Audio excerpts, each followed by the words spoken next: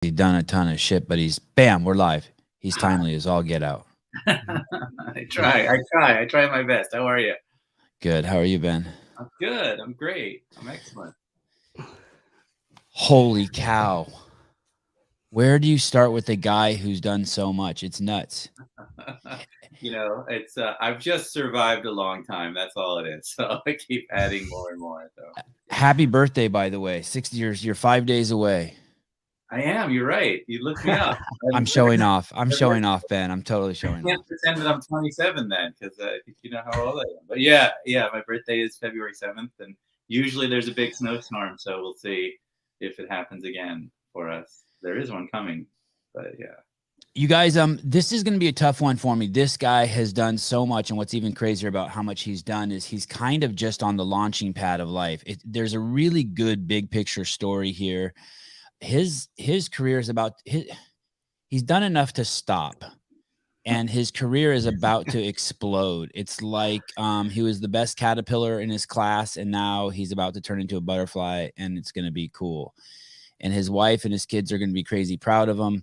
Are your parents still alive, Ben? My parents are doing great, actually. They're down in Florida, of course. Supposed to be.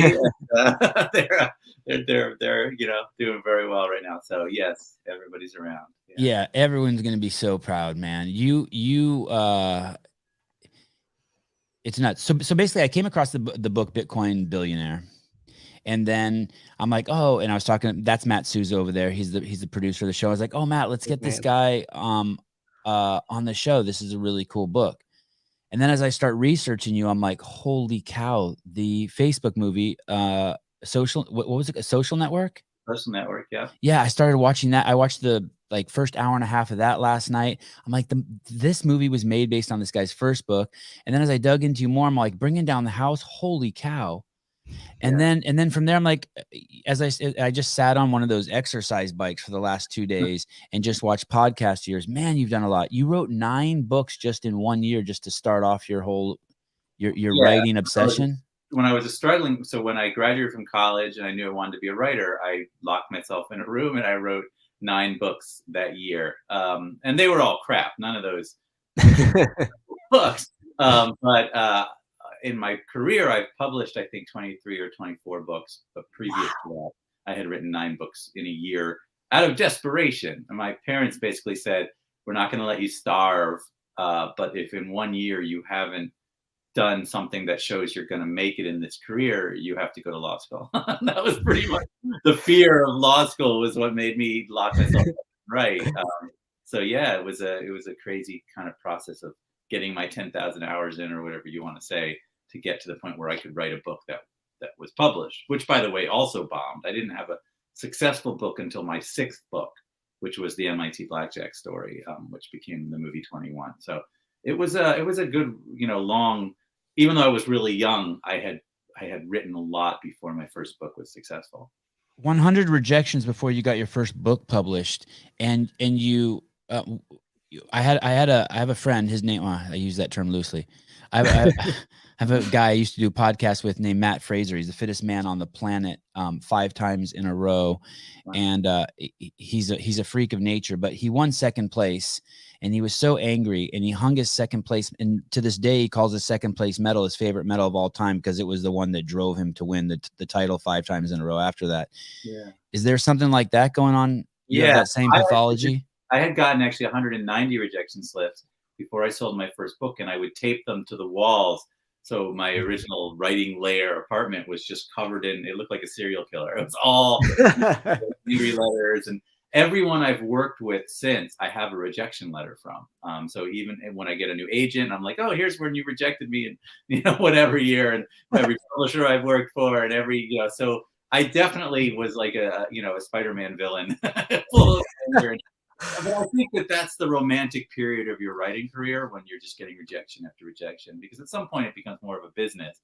But at that point, it's like you're an artist living in your room trying to break in. So it was intense. It was intense.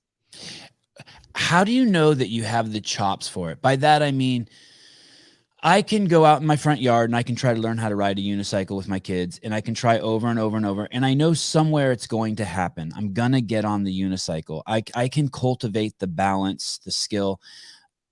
I just don't trust that about writing for some reason. Am I wrong? I just feel like it seems so much scarier than a unicycle to keep going, especially after 9 books. Aren't you just ready to put a gun in your mouth? You're just Yeah, like, you what have the to be fuck? delusional. You have to really and truly believe, despite what everyone around you is saying, despite Right. the fact that you're getting rejected by everyone. And you have to remember, so I graduated from college at a point when everyone was going to Wall Street, and all my friends were like making tons of money right out of college. And I was sitting there writing rejection, and everyone thought I was crazy. So you have to be deluded to the point where you believe that you're gonna make it, that just and when I look back at those early books, they were not good. So it was truly delusional to think that I could get there. But it's almost a religious belief in yourself. And I don't know where, when I speak to high school kids, I'm always like, you have to decide that this is what you want to do. This is really who you are, and this is all you do. And I tell them to watch The Terminator, and the point where she's describing what a Terminator is, and it's like, this is what he does. This is all he does, and he will not stop. That's the mentality you need. But I also put a time limit on it. So basically, give it 5 years. If you don't show some success in those 5 years, then you can do it on the side and get a different job, because it'll eat you up. I mean, there's millions and millions of stories of people who just, wrote themselves and wrote and never broke through, because there's a lot of luck too. There's a lot of sort of wall climbing, and so it's a mix of things, but you have to have true belief in that this is what you were meant to do. I was lucky because it started early. Like, I knew since I was 12 years old that I wanted to be a writer. So it was just a matter of getting there, as opposed to some people figure out what they want to do later in life, and it's probably harder. Do you know this book? Do you know this author named Stephen Mitchell? He wrote he translates a lot of stuff. He translated the Tao Te Ching. He's Okay. married. He's married to another famous like self-help lady. I'm trying to remember her name. Her big thing is, who would you be without this thought? She has like the 4 steps. Do you know who I'm talking about? I vaguely know what you're talking about. I haven't read, or if I have, I don't know that I have. But yeah, I don't. Yeah.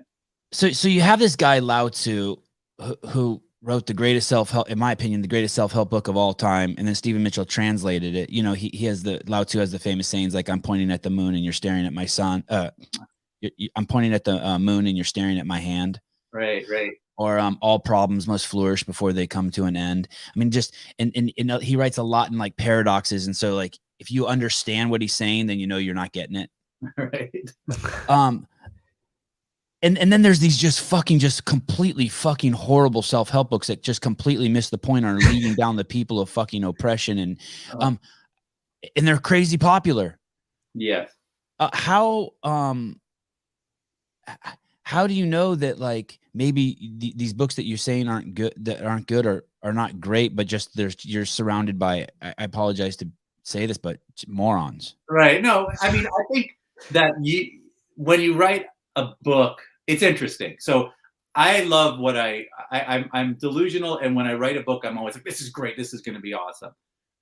But there are points when you write a book and you realize that you caught something, or that there was some magic there that came out of you somehow, and you can judge yourself. I think I can judge. There's something in my early books that I love, and there's always like, oh, this was fun, and I get what I was doing here. But it wasn't until I really started to figure out my voice that I knew I was writing stuff that was going. And then still there are books that don't sell the way I think they should. I've certainly written books that went out there that I think should have been this huge bestseller and just sold, 50,000 copies or whatever. And that happens a lot. But when I look back at when I was, training myself to be a writer, I can tell what I was doing wrong then. So now when I write a book, it's not always going to be a home run, but at least I know the quality is to the point where if someone picks it up, they're getting their money's worth. So yeah, I think you can judge yourself a little bit. But you're right. I don't take what the critics say as important, or when a book comes out and it doesn't sell well, I'm bummed that it didn't sell well, but it doesn't mean that the book was bad. There are tons and tons of great books that just, for whatever reason, didn't explode.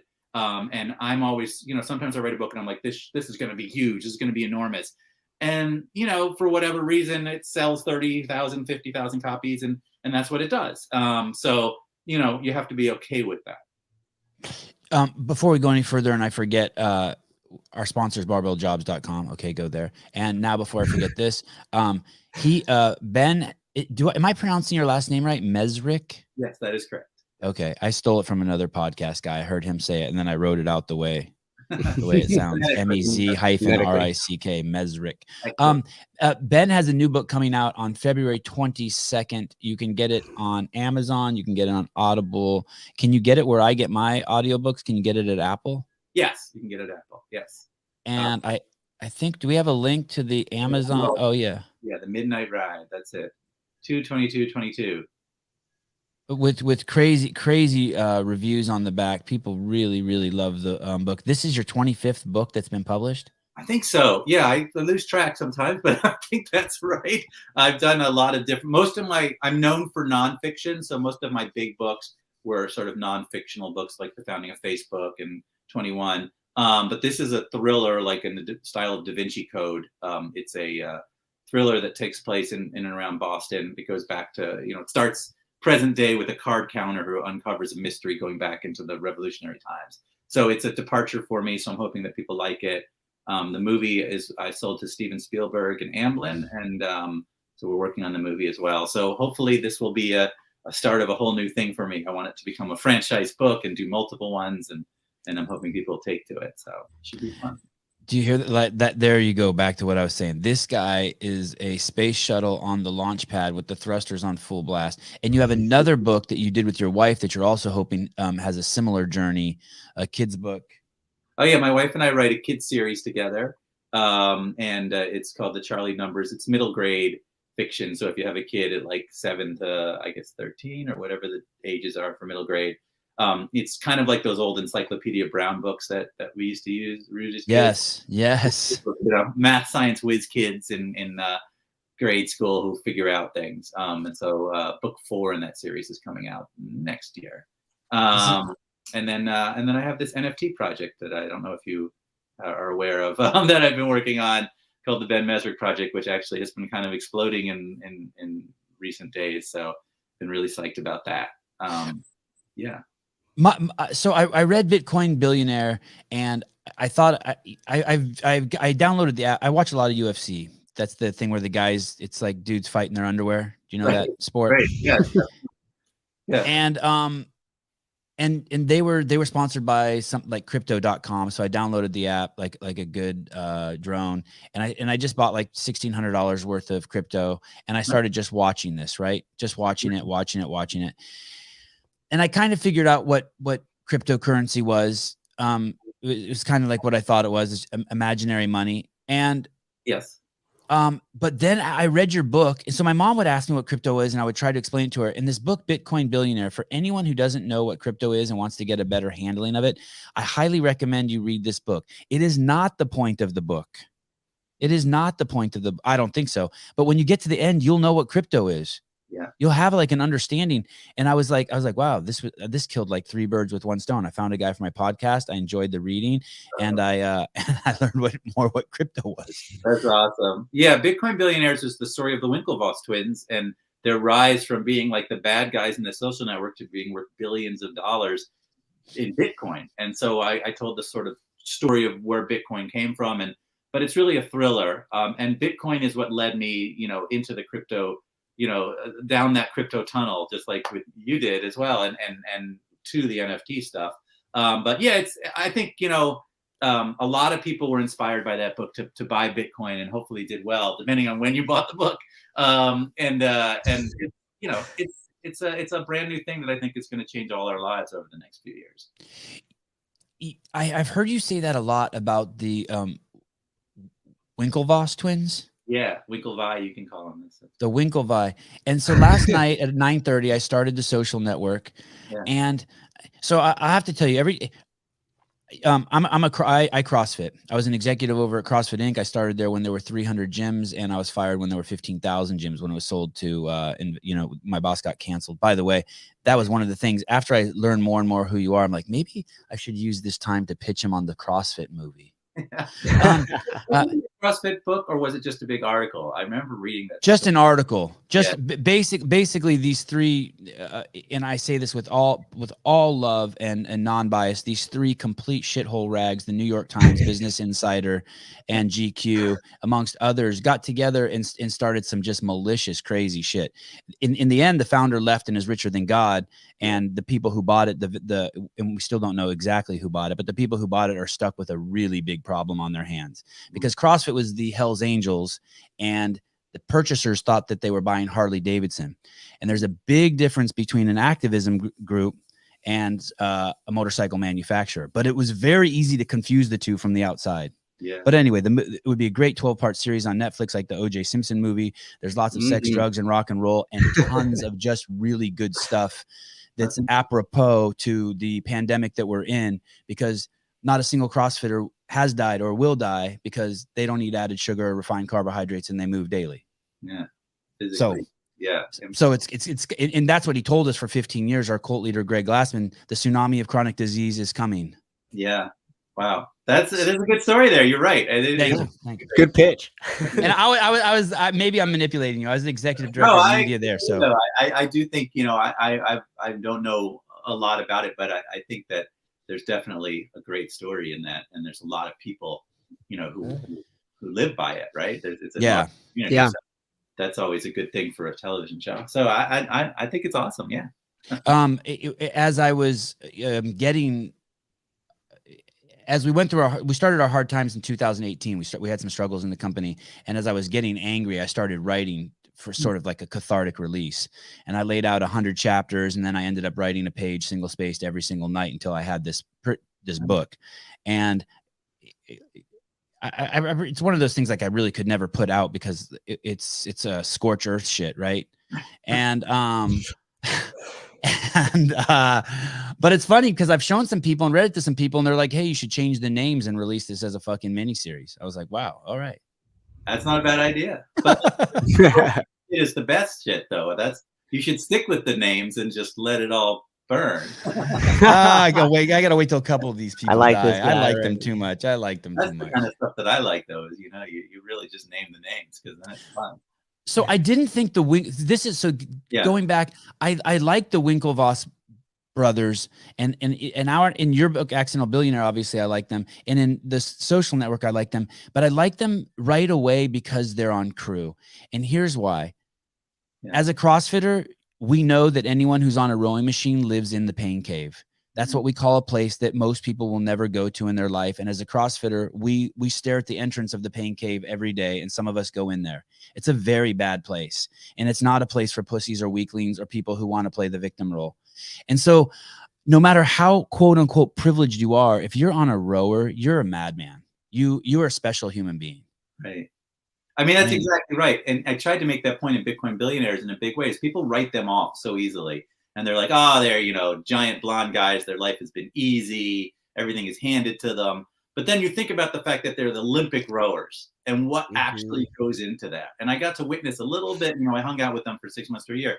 And it's unbelievable. Like, there's no way I could last a day doing what they do to stay at that level. It's just on a whole, just from even just getting up when they get up and training the hours they train and eating what they eat. It's unbelievable, right? And so you start to think of them a little bit differently when you think that through. Certainly they grew up wealthy and privileged in some ways that a lot of people would look at and be very jealous of. But nothing was handed to them, You don't get into the Olympics because you're rich, right? That makes no difference at all. It really doesn't. I mean, maybe you have training facilities, but you're not going to get there unless you really are intense. And they are intense guys. And I really like them. I find them fascinating. And we, with the Social Network, we treated them somewhat poorly. They were drawn as just athletes, right? As the big dumb jocks who took on Zuckerberg, were chasing him around. They were the kids from the bad guys from every 80s movie, right? Dressed as skeletons chasing the Karate Kid around the gym, because that's how they look, when you first meet them. But in Bitcoin Billionaires, I think I was able to unwrap who they are a little bit more, which is really smart guys who really got a hold of two different revolutions at once. Yeah, I mean, these, you look at the photos of them and you're like, okay, they have to be the bad guys, right? Yeah. I mean, I didn't read Accidental Billionaire. I've only seen an hour and a half of Social Network, but I thought, I mean, Mark Zuckerberg in the first hour and a half is not coming across like a good dude. Like someone needs to beat him up. Yeah, he needs to be beat up. And then those guys, there's a scene where they're rowing in the morning, and their buddy Diva, what was the guy's name?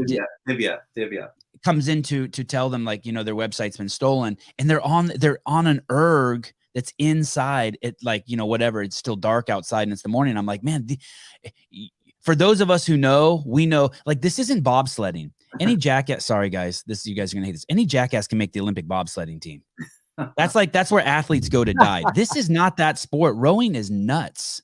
Yeah, it is nuts. And yeah, I mean, their whole life revolved around rowing for many years. And yeah, that movie, I think, captures Zuckerberg very well. Zuckerberg has proved to be who he was in that movie, right? And I don't know. I don't do Facebook. I mean, I do Instagram. I guess that's Facebook, but like, I don't know much about him. But man, that movie just makes him look like a dick. Well, he's got a lot of issues, and I think that he's believes that the world should be a certain way, and he wanted to create it that way. And he's an absolute genius, but he doesn't think of friends the same way we think of friends, and he screwed a lot of people over. And the Winklevoss twins got caught up in that, and they harbor this anger towards Mark because they feel like he stole from them.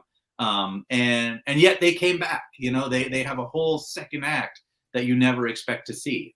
So it's just a wild story, and they're locked in this thing between Zuckerberg and the twins. It continues because now they move into Bitcoin, then Zuckerberg tries to move into crypto, then they're moving into the metaverse and NFTs, and now Zuckerberg's going to do the whole metaverse, and it's a continuing battle. And as an author, I love this because this drama, I think, can continue to multiple books and multiple movies. Oh, you're like me.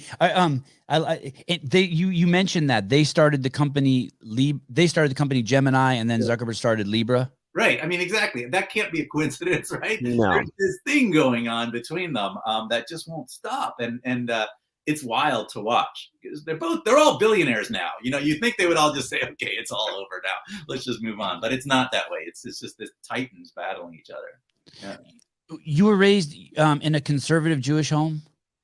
Yeah, this is Wikipedia. I am Jewish. Yes, my family was conservative, might be pushing it. I think my dad's side of the family was more Jewish, and my mom's side was more, more reformy. But I think I was raised in a conservative Jewish family. You could say that, yeah. And now you live in Boston. So this second, I am hiding out in Vermont. So I live in Boston. When COVID hit, we came up to the mountains here, and we just kind of fell in love with it. I'm like in Boston, I live in the middle of the city, I was in Back Bay and for 20 whatever years, and never spent any time outside, like literally never stepped outside, and was like the boy in the bubble. And then when COVID hit, we ran to Vermont and put the kids in school here, and it's just been incredible year and a half. So now we're up in Vermont, but we're going to end up back in Boston in the next few months. Interesting. When I heard you said you put the kids in school, I was like, okay, that means he's in Vermont forever now. Well, we did 2 years. We were there. We're going through this year. Probably next fall we'll be living in Boston. But I'm back and forth. I've been in Boston forever, so it's been kind of my home forever. But I do love Vermont too now. So yeah. Would you consider yourself conservative now? Conservative in terms of politics? Yeah, in terms of your politics. That's a great question. I'm like a Muppet. Do the Muppets have politics? Yes, very much so. They're like, if woke people have politics, the Muppets. Life and things just happen, and you just don't work and make lots of money, and that's your life. So the reality is I don't really have any political opinions at all. I really don't. I understand that there's a lot of people angry for a lot of different reasons, and I try to walk down the middle of that road. Good on you. I just don't have any. I don't feel like I have any skin in the game on either side. I'm perfectly happy to write my books, and I want people to read them, and I don't care who reads them, and And people, I have tons of friends who are conservative. I have tons of friends who are liberal, and I work, in Hollywood with wonderful people who are both. And I don't have any opinions. I really don't. And I'm more into the writing about it and the drama of it and the excitement and the fun. And that's it. So I don't know. I don't have an answer for you. I think I'm, in terms of my own feelings, I just want everyone to be happy. Is Right. that so wrong? No. But I will say I am very pro-science. I'm from a science family. My family are all scientists and doctors. So if listen, I'll on that side of the thing, I lean heavily into like, give me every chemical there is. So I'm not like you CrossFit guys who are super healthy because you're physically intense. If I'm healthy, it's because someone shot me up with something. Well, I don't necessarily believe that. I can see just by looking at your skin that you're a pretty healthy guy. I'm outside all the something time right. now, and I agree that that's important and it's great. And when I was living in the city, I was probably very unhealthy because I never stepped outside. I definitely see the benefits of that, and if I were physically able to do something like CrossFit, I'd love to do it. But you can. It's interesting because as a writer, I know I do things that are intense. Like I can lock myself up for days and days and days and write. I was at the peak of my game. I was writing 40 pages in a day, which I don't even know is physically. It's incredibly demanding. Now it's like 5 or 6. Would you actually write them like this, or you type them? Yeah, it's all type. Okay. One of the great things my dad did when we were kids is, and this was back before, the internet or anything like that. He was like, me and my brothers, you're going to learn to type. That's the most important thing. And we learned as little kids, playing video games there was like games you could play to learn to type. And so I'm like a secretary in terms of typing. So everything is straight into the computer. But I write 5 or 6 pages every single day. And that takes a level of intensity that I know if I could do it physically, I could probably do some sports, really well. Is that part of the discipline for you, just to write every single day and not break that chain? It is to some extent. I have a lot of rituals and I have a lot of tricks to write, which I think are really important. And so when I'm writing a book, it's by page and not by time. So you don't say I'm going to write 5 hours, because that is, you could write 10 pages or you could write no pages, but you'll be frustrated either way. But if you say I'm going to write 6 pages today, maybe I'll be done in 45 minutes. Maybe I'll be done in 5 hours. So my day can be very short in terms of my writing day, but I do a page number, per day. When I'm not working on a book, I don't force myself to write. It's got to be project driven. But when I'm doing a project, it's like I'm going to do 6 pages every day this week, and maybe my day is only 2 hours long, and that's great. Did that process change once people started to pay attention and you received the acclimates? Because I used to be a freelance illustration artist and I went to school for it. I remember at first when I used to draw and do art, it was just for me. I would hide it. I didn't want anybody to see it. I thought it, sucked. And then as I got better and I would show it, people go, "Oh my gosh, you drew this." And then it changed for me. I almost was doing the art and thinking, how are people going to perceive this way more than I did in the past? Did you experience that same thing or something? There's definitely a point, when you start, when you know that 1 million people are going to read something, as opposed to when you don't know if anybody's going to read it, you definitely write very differently. And I think you get better in some ways because you're not just indulging yourself. When you're writing for yourself, you tend to get flowery and indulgent, and you're trying to write great literature. When you know that you're going to be selling this, it's going to be the first readers are going to be, people in airports and things like that. You really want to make it a great story and fun and exciting. I do think that you absolutely change based on that. And it does become much more of a business. There's a lot more people involved, right? When you're struggling writer, it's you writing and then getting rejections. But when you are writing now, there's agents and publicists and publishers and movie studios and actors, and who's going to be reading this book first, even before it comes out. So it's a totally different game. But in terms of how I write, I've run so many books now that there's such a rigid process to how I do this. Someone's pitching me a story and I'm like, okay, that's a really cool story. Then I spend a couple months in the research phase, hanging out with those people, talking to those people, living the story enough that I can write it. And then I write an outline, which is very strict. And it's so strict that I know the page numbers of every chapter in the book. Wow. And I never even miss by a page. And then when I start writing, I've got all the research, I've got the strict outline, everything is done, and then I can just write. And then it's the 6 pages a day until I'm done. So it can be, a month and a half of writing or 2 months of writing, and it comes very quick. And so that's, I'm very rigid about that. Is it hard to let it go? Is it hard to say this is done? No. Or okay. I have it so planned out that I every chapter I'm just following this skeleton. So you've built this skeleton so well that you never have to worry about that sort of thing. You know what the ending is. You know what's in each chapter. You have your research already done for every chapter. So there's never that point where I'm like, oh, how does this end? Like, I know every chapter in this book when I start. And that's the key, I think, the outline. And I hate outline. Everyone hates it. It's miserable. But that's the key to a book, I think, is having a very good outline. Yeah. Ben, you don't exercise at all? No, I do. I'm kidding. I do. Oh. I'm actually I cross country ski every morning for about 3 miles. Wow. Okay. Here, and then I do an hour on the stationary bike. So I'm actually I do a lot of exercise, but I think I'm fighting a lot of genetics as a conservative Jewish man, as someone who grew up with my genetic background. It's a continuous battle to get into just the amount of working out I do. You would think I would be in great shape. Sorry. Speaking of exercise equipment. Hi. Hello. Yes, is this Savan? Yeah, this is me. Yes, sir. Well, I got the exercise equipment I'm trying to deliver. Oh, good, great. I can schedule it. Okay. When would you like to deliver it? I thought it was going to come Monday. It did. Somebody was there. We called a couple of times. Nobody answered. Oh, I'm so sorry. It can just be dropped off out front, right? I could definitely drop it off out front. Okay. The driver was telling me that, I guess there's a gate or something to get up there. Yeah, there's a big gate in front of my house. Yeah, I'm living the dream. Is there a gate combo or something I need to go up there? There isn't. You could just leave it in front of the gate. Or do you know? Are you coming today? Gotta get past the guard tower. I'll be doing it tomorrow, somewhere between 11 and 1. Okay, I'll make sure I'm here between 11 and 1 tomorrow. Thank you so much. I'm so sorry. Thank you. Okay, peace and love. Bye. My assault bike, they make this thing. It's a treadmill that you force to go. Like it's not an electric treadmill. I love it. Yeah, you spend $4,000 and the thing doesn't plug in. You got to make it work. Fucking nuts. Yeah. I apologize for the interruption. No, that's all right. But I love this show.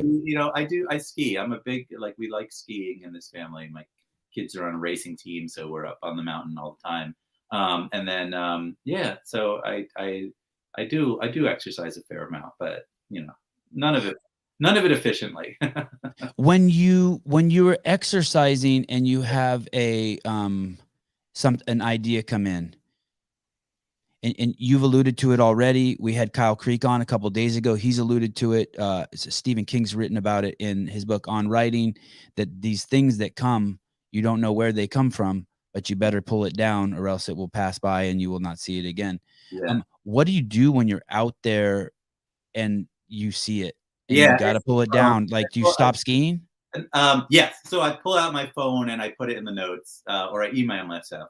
I email myself all the time. Me too. Yes. In line. What actually has been happening a lot is I wake up at 4 a.m. I for whatever reason I'm very productive, so I'll write a paragraph at 4 a.m. And then go back to bed. But if I forget to write it down, you're right, it's gone. It just is gone. You can't really recapture it sometimes. So it's kind of crazy. But I will say that jogging or walking or cross country skiing, you do come up with a lot of. It's those are the times when a lot happens in your brain, and for whatever reason you get to that state where you better have something handy to write something down, because you'll lose it by the time you're done. But I agree, it is a weird process, writing, or any of the arts where things just sort of, it's your brain working and figuring things out, but it's so subconscious that you just don't know where it comes from sometimes. Is it that, or I know you're a science guy, bear with me. Yeah. Is it that, or is it more like a radio? When you have a little radio and you turn it on and you hear the symphony playing, you don't open the radio to be like, where's those violin players? It's coming from somewhere else. I mean, listen, I would love to believe that sort of thing, but I think more likely it's your, there's so much going on in your brain that you just don't know. Like we're Right. pattern finding, and our brains are looking and finding patterns like all the time. And a lot of what writing is a puzzle. It's patterns. It's figuring out how it all fits together. It's rhythm. It's the same thing with music. So I think it's more in your own head than it is you're receiving something. I'm open to that idea. I think it's really, really cool. But I think more likely there's just so much more magic to what actually goes on in your head that you just don't realize is happening. And you're figuring things out even when you're not thinking about it. So I think it's more coming internally. It's not a big difference whether it's coming externally or internally, because the reality is your brain is so much vaster than you realize. We use such a small percentage of it that you could be reading stuff off of that rather than receiving it from elsewhere. But I don't know. That's my thought is it's probably just internal workings, because sometimes, you'll go to bed not figuring out a scene and you'll wake up with the scene all figured out. And it's just, there's work going on even when you're not paying attention, I think.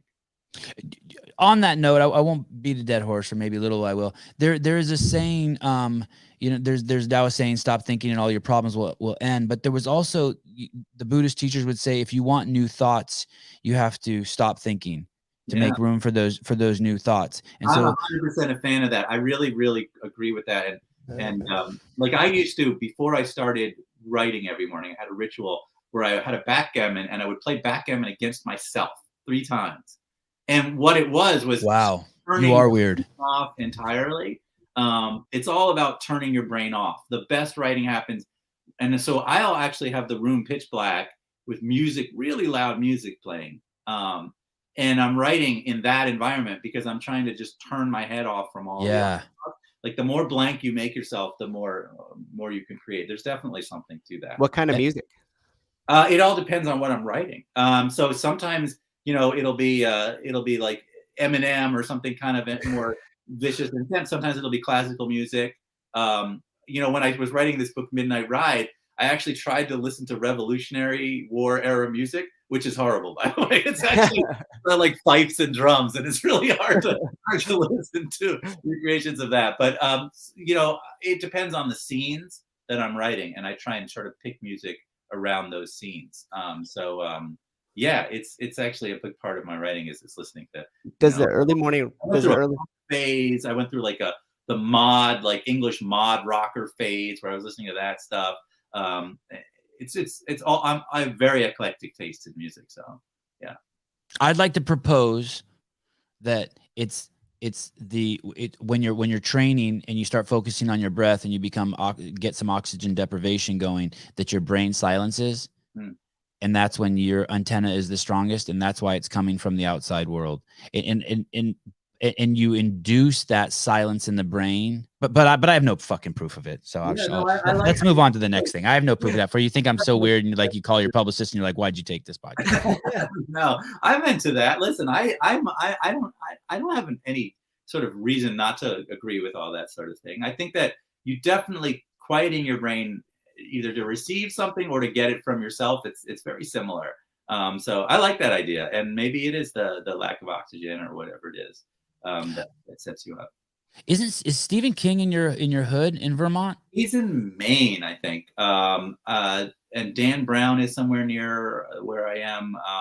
There's definitely something to going up, into the mountains and writing or isolating yourself. So I used to be the opposite. I like to write in cities. I wrote in Vegas. I would go to Vegas and stay in a different hotel room every night. So I wrote Bringing Down the House that way. I literally stayed in a different suite every night until I'd written that book. And in New York, I used to write in city and hotels. But I've been writing really well up here. So I don't know. Maybe this is going to be my new thing, to do the whole Stephen King thing where you're in like a small town in a small, room somewhere. But everyone's different. Every writer is different. I mean, John Grisham would write on the subway, he'd have a notepad and write on the subway. Wow. So it's you distract yourself in different ways, I guess. But I like both. So, yeah. How many movies, potential movies, are in the works right now? Yeah. You have the GameStop. You have the Antisocial Network was my latest book, which was about the GameStop drama, and we're going to be shooting that movie this spring. So that's happening very fast. We're going to announce a big director shortly. I don't know who it is yet, but we have a bunch of directors who are vying for it. and we'll start casting it very soon, which is great. Bitcoin Billionaires is going to be made this year as well. So that book, the movie is being made by a guy named Greg Silverman, who used to run Warner's Pictures, and the Winklevi twins are actually involved as producers on it. Oh, cool. So the financing is all fine. Yeah. Yeah, it's going to be a really cool movie, and we have a great writer involved, but we haven't announced yet. But that movie is going to get made this year. Then the Midnight Ride is being made by Spielberg and Amblin, and I wrote a draft of that movie, of the screenplay, so I just handed that in. So we'll see how that goes. How many? Before you go on to your fourth movie, that's in the works. Is that your first screenplay you've written? No, it's my first major studio screenplay. Okay. I wrote a version of my book Ugly Americans for DreamWorks, but years and years ago it didn't get made. I wrote an independent screenplay for a bunch of independent people a couple of years ago that hasn't gotten made yet. So this is my first, and I write for the show Billions on Showtime. Wow. So, okay. I wrote an episode of Billions last year, which I guess is sort of a screenplay. It's a TV teleplay or whatever you want to call it. Yeah. It counts. Yeah. So then I have a television show in the works. A book I wrote called Seven Wonders was picked up by NBC Universal, and Justin Lin, who did Fast and the Furious, is making this show. So that's a television show. And then, what else is in the works? My book, Woolly. So I wrote a book about a bunch of scientists who are making a woolly mammoth in Boston. It's a true story. And it's all about genetics and the biological revolution going on in labs. Is that going to happen? Are they really going to make one? Yeah, we'll have an actual living woolly mammoth within the next 5 years, which is nuts. They've already figured out how to do the hair and the tusks, and they're going to take an elephant, and an elephant's going to give birth to a woolly mammoth. And it's a wild story. The book is called Woolly. The guy is Dr. George Church, who is like the Einstein of our times, is doing this. And I spent a year in his lab just writing this book. And the movie's been picked up by the guys who did Memoirs of a Geisha and a bunch of other big movies. And it's being made along with the woolly mammoth. So our goal is it's going to be like amusement parks and woolly mammoths and a big book and a big movie. How do you have? Go ahead. Sorry. Go ahead, Ben. I'm trying to remember if there's any more. There's always like things going on. I have a couple other projects that are in the works, but earlier. They're not quite yet at the studio stage. Yeah. Your wife's gonna be like, I can't believe you didn't say. As soon as you get off. Well, the Shelley Number stories too. Yeah, my wife and I, Ellen Pompeo from Grey's Anatomy is producing, and we're doing hopefully somewhere like Disney or Nickelodeon that'll get made. But that's more like a children's series. Yeah. How strict is your schedule from when you wake up to when you go to bed? It sounds insane. Do you deal with all this, or do you have an agent that how do you spend time with your kids? How do you be creative? How do you use the bathroom? I don't do very much of so. Basically, you have a Hollywood agent, you have a publishing agent, and then you have, a lot of people involved in each of those things. Different producers are making those movies. So that stuff is usually just fielding phone calls or emails. You're not really involved to that degree. And once the movie starts shooting, I will go on set, and I'll be on set for a couple weeks. But really, the author of the book has no reason to be there. You're not making any decisions. Nobody really cares what you say at that point. Yeah, in terms of, I get up in the morning with the kids. I take the kids to school. I try and do some sort of exercise like skiing or something like that for a couple hours. And then I eat lunch, and then I write. And I usually write for 4 or 5 hours, depending on what phase I'm in. And then I do phone calls and emails with all of the people. With the NFT project, I'm much more involved in that right now. So I'm talking to a lot of people. I'm doing a lot of Twitter spaces and things like that. I'm telling stories and things like that. But yeah, and then when I publicize a book, it's totally different. Then you're on tour. So when this book comes out in February, for about 4 to 6 weeks, I'll be mostly doing interviews, just 3 interviews or 4 interviews a day. You used to just travel a lot. In COVID, I don't know how much I'm going to travel. Hopefully things will open, everything will open back up by first week of March, and then I'll go on the road and I'll do 10 cities or something like that. Matt, I want to come back to this NFT. I want to ask him something. Yeah, I have this hierarchy of things. Do you know how your parents met, Ben? Yeah, how they met. Yes, my dad, Brooklyn College in New York. My dad was a basketball player at Brooklyn Polytechnic, and my mom actually was a cheerleader at Brooklyn College. And so they met, they were, two Jewish people in Brooklyn who were in the same circles and met each other. And their first date was in Times Square on New Year's Eve, where they actually lost each other and couldn't find each other out on the date and didn't see each other until the next day. So that's how they met in Brooklyn, New York. Yes. And how do you know, how old were they? So they were in their early 20s? They were young. They were young. So it was, early. My older brother, I think, was my mom had when she was like 21 or something. So they were very, it was a different era, obviously, but they were young. Yeah. So, and how much, sorry, this is a shitload of loaded questions I'm leading you down. I like it. Good. Yeah, we'll get somewhere. You'll like it, I think. Good therapy. So this is good. So your mom had your brother at 21, and how many siblings are there? There's 3 brothers, older brother and my younger. Yeah. I'm the middle. And so when was the youngest one born? If she was 21 when she had the first one? I figure out if I have the age is right. So my younger brother is 2 years younger than me, and my older brother is like 3 years older than me. Okay, so between 21 and 26, she had 3 of you, or 27. Yeah, something like that. Yeah. And when did she go to law school?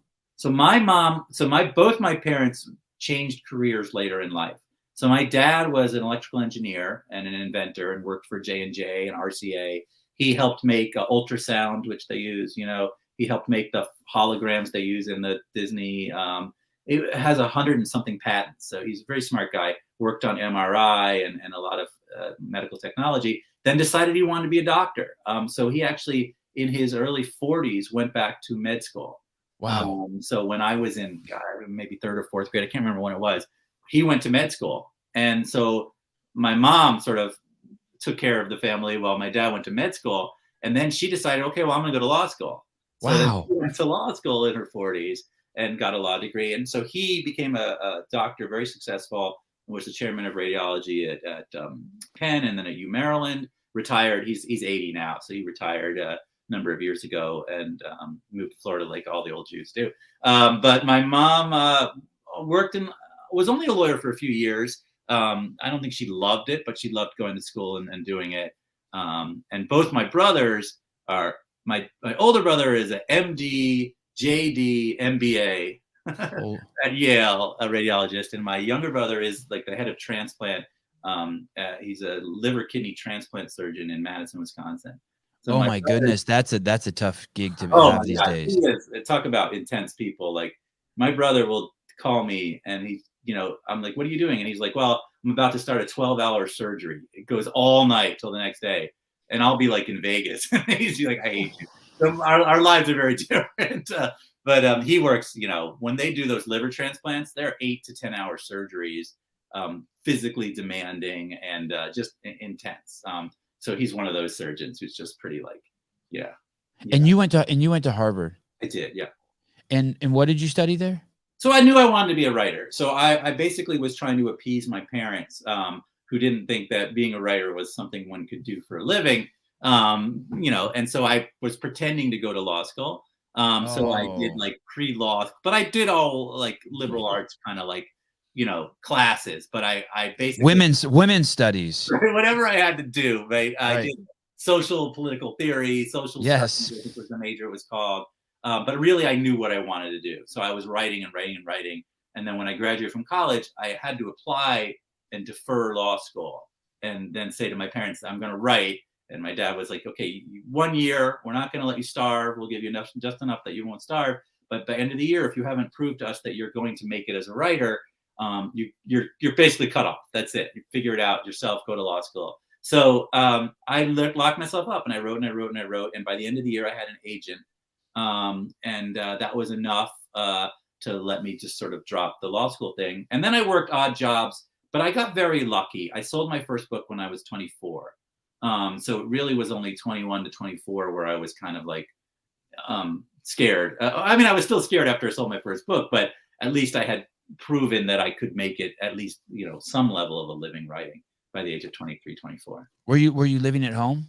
No, me and one other writer who now actually was one of the heads of the Atlantic Monthly magazine. So he's a really smart dude and has done a couple books. We were both struggling writers living in a crappy apartment in the basement of a dental office in the Back Bay in Boston.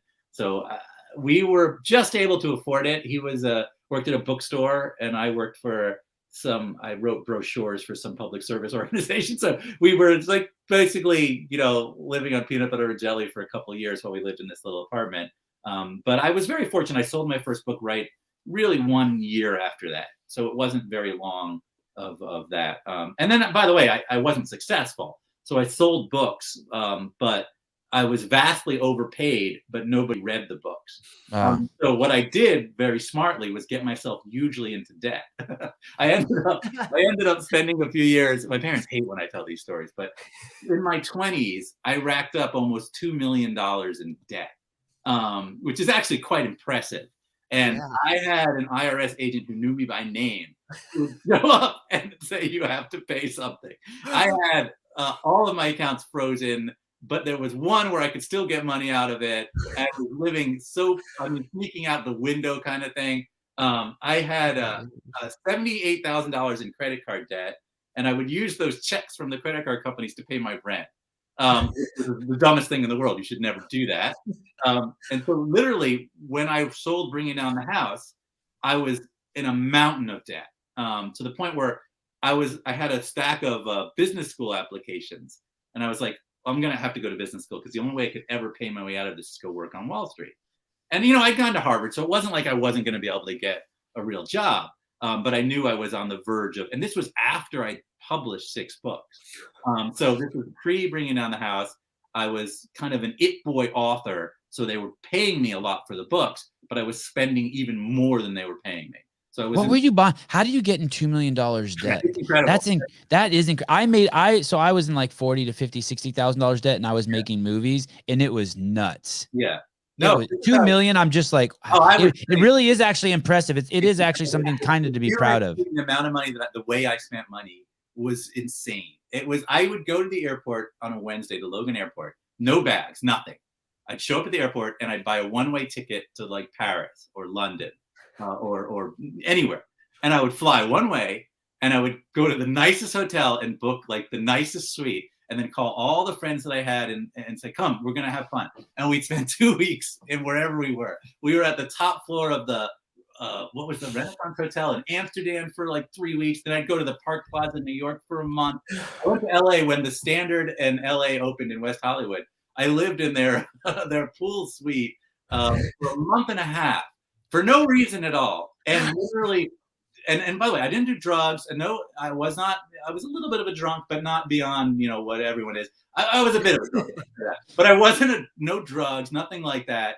And yet I would just spend and spend. And it was just fun. And it was kind of like, when someone has like a professional athlete career and they think, okay, it's going to keep happening. I'll just keep getting big checks. Right. And literally I was spending way more than I was taking in. And it wasn't until like the end of this year period where I was like, oh crap, I need to, but I always thought I could just sell another book. But the reality is nobody was reading my books.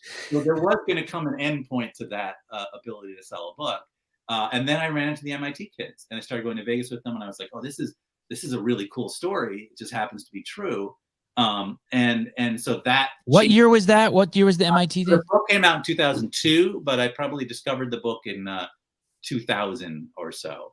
And you met your wife in 2006, or you got married in 2006? I met my wife probably 2002, probably right around the same time.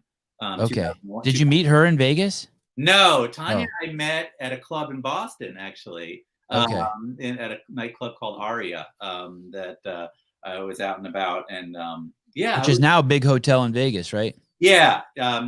Similar, same. I don't think they're not the same brand, but it was the same idea. But I didn't meet her in Vegas. I met her in Boston, and she was in school at dental school when I met her, and she was a model on the side, and so we kind of started hanging out, and then she got into fashion and stuff. She's done some incredible stuff and had a TV show in Boston for a while, and we met around that same period of time. Yeah.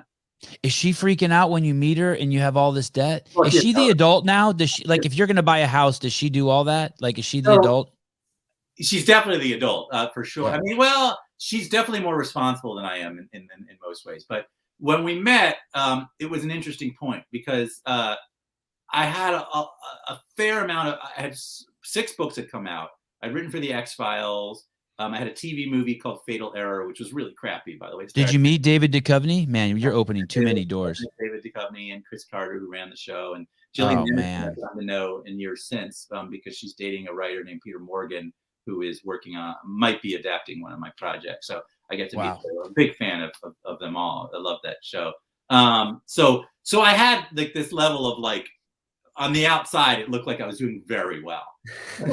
Yeah. I had a lot of big books and stuff going on. But right around that time, I started talking and hanging out with the MIT kids.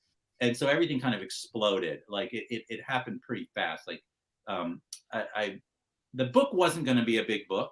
Like I sold it for the least amount of money I had sold any of my books. And the first print run was going to be this tiny 12,000 copy print run. Because at that point in time, Vegas was not hot. This was before Chris Moneymaker won the World Series of Poker. So Vegas was like off, like nobody was going there. It was before Vegas had revived itself. So when I sold the book, it was a tiny little book. But what happened was I wrote an article for Wired magazine about the MIT kids, and Kevin Spacey read it. And back then that was a good thing, right? Yes. So He was bigger than life. Yeah, I got a call from Kevin Spacey. He called me on the phone, and he's like, wow. He's like, come to LA. I want to talk to you. So I flew to LA.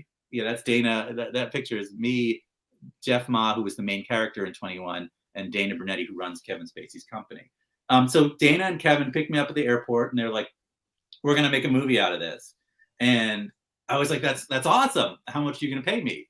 And because I was in this massive debt at that point in time, and Kevin and Dana were like, "We're not gonna pay you anything." And I was like, "What?" And we're like, "We're gonna give you 0." And I was like, "That doesn't seem like a good deal." And they're like, "That's our deal right now. We want to make this movie. We'll give you 0 now. If it gets made, you'll make a lot."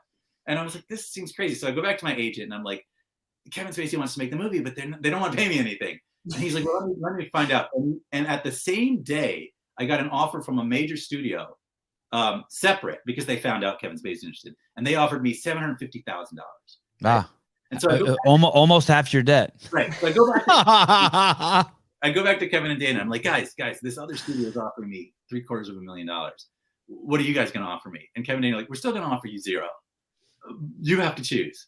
And I'm like, wow. Well, this is a bad choice. And then Dana said to me, and I'll remember this to this day, he's like, if I gave you $750,000 right now, what would you do? And I said, I would spend it. I would spend every penny of it. Because he knew my whole story, how I'd been driven myself into horrible debt. And he's like, yes, you'd spend every penny of it and you'd be back exactly where you are right now. So here's what we're going to do.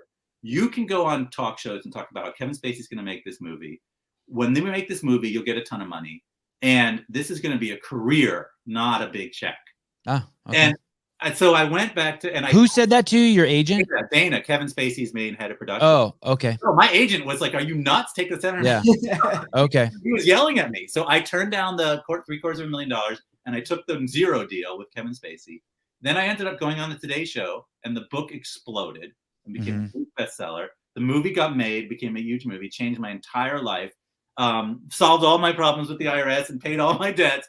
And ever since then, I became a different person. I got smarter, and I got married, and I got a family, and I stopped being a lunatic. And you gained a tremendous confidence in yourself too, right?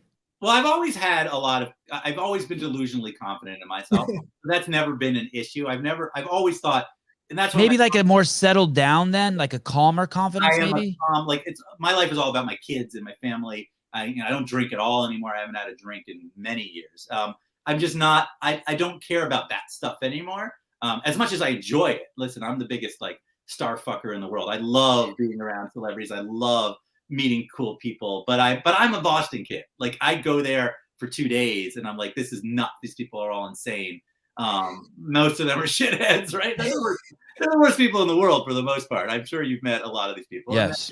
Yes. But it's still fun, right? And then you go to Boston and have a real life, or I go to Vermont and I have a real life. So I've definitely lived the double life aspect of it, but I've leaned into the more normal, real, world. So yes, I became smarter. I became careful. I got an accountant. I got business manager. I'm not in charge of the stuff that I used to be in charge of, which is for good reason.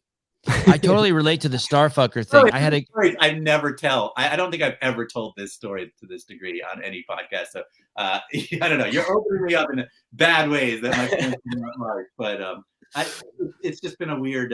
It's been a wild run. But I will say this: all of the books I've written have been informed by the crazy period in my life.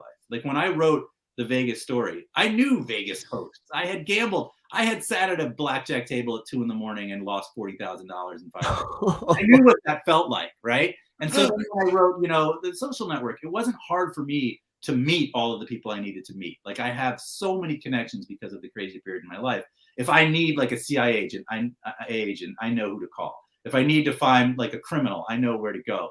I've been hanging out with I wrote a book called Straight Flush, where I had to hang out with fugitives, people who sleep with guns under their pillows and stuff like that. I know these people because I'd hung out with them in my crazy period of time. I wrote a book about Russian oligarchs, and I had already been on these billionaire yachts and things like that. So it's not all, I've got some groundwork laid by my crazy period in life that makes it easier to write the books going forward. I had Kyle Creek on. He's a young guy, 35 years old, self-published guy on Amazon, fucking selling books faster than they can print them. And he said something that I really like, and it's so true with me too. And I'm paraphrasing, all the shitty things that happened in his life are basically fertilizer where all the great shit is now growing from. And I use an example, a really simple, I'm using this example, that you've been in a liquor store 1,000 times. The only time you remember is the time you were in there and the place was held up and you got shot in the foot. And that's why that moment is so great. Some people bitch about the hardest times in their life. The time you had to shit in a trash can in a closet at a college because you ate something bad. That's great.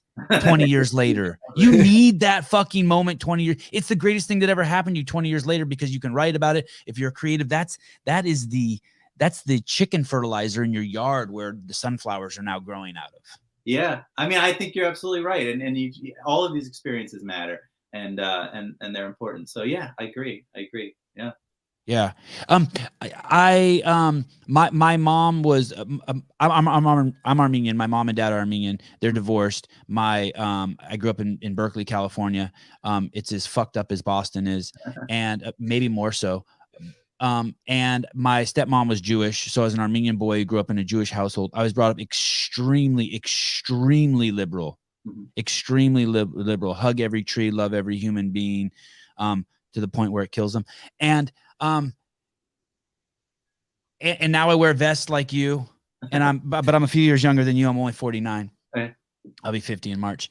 And my mom went to law school when she was pregnant with my sister.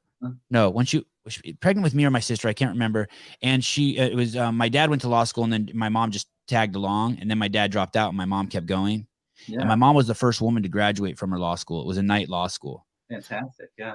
And then basically, she started practicing law and making like $12,000 a year and struggling, feeding us peanut butter and jelly. My parents got a divorce, but I probably have a very, I have the low rent version of your life. I think like the budget. Berkeley's a little smaller city. I didn't have 2 Jews. I only had 1 Jew, and it was a stepmom, but I got the Armenians. Those are kind of like low rent Jews. Right.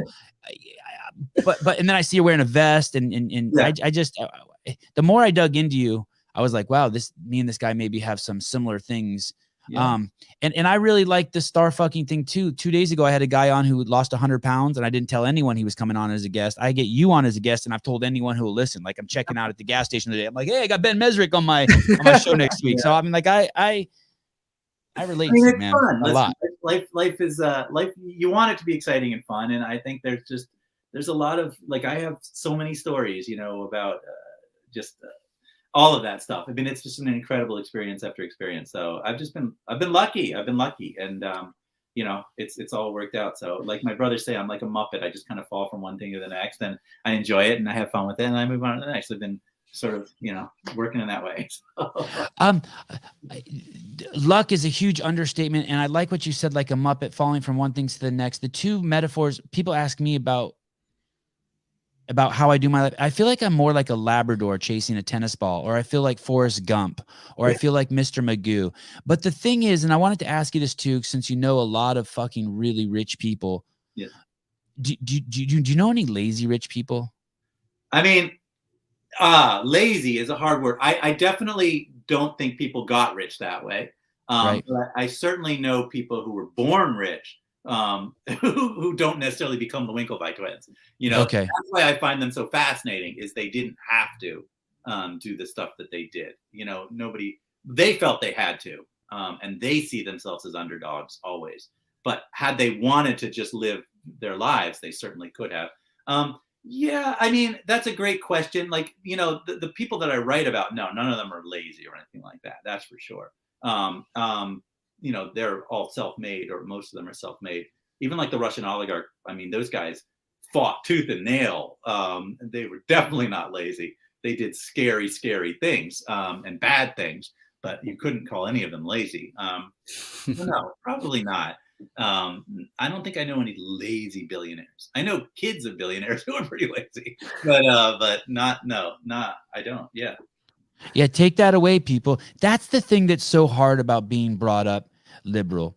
And I was in New York City, and I was and I heard this guy speaking. One of my friends was going to see this speaker, like, who tells you how to get rich quick. Yeah. And his take, and I was making, he was a professional arm wrestler, and I was making a documentary about him called Pulling John. So I tagged along with him to this thing.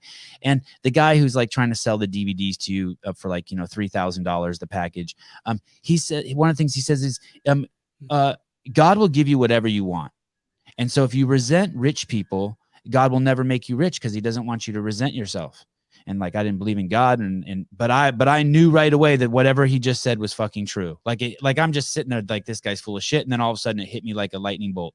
And as a liberal raised in Berkeley, even though my family had some means, and you know what I mean? Like, you know, like we drove a car, and like I had lunch money.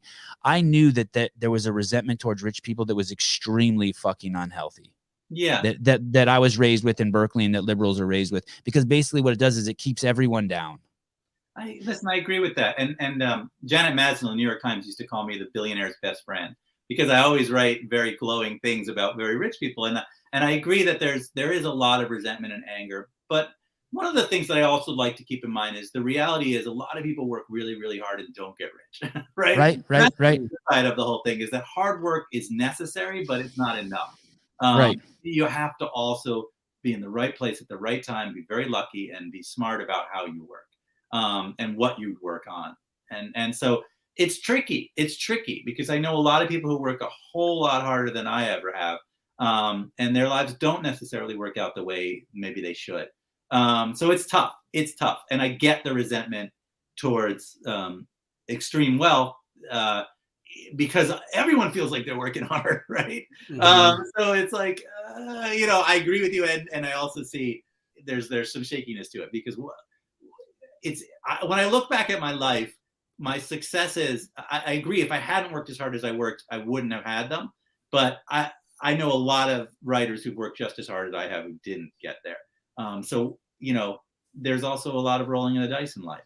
Man, you're nicer than I am. Damn, you're nicer than I am. I wonder if I'll be as nice as you in 3 years. You'll get there. No, I want everyone to achieve and succeed and be happy. And I wish everyone could have that luck come to them. And I understand that, you know, I locked myself in a room and I wrote 9 books in a year. And I know that's super hard to do. But I also know that it didn't always have to lead to the next good thing. I could have written those 9 books and ended up a drunk, you know, living in Boston right now. So, you know. I'm going to push you a little bit more on this. Sorry, I'm going to push you a little bit more on this. There was tell a couple stories. There was a Harvard professor that I read about in Smithsonian, and he was an artist, and he was also into running marathons, and he also, I think, taught entomology. Is that the study of insects? Yes. At Harvard.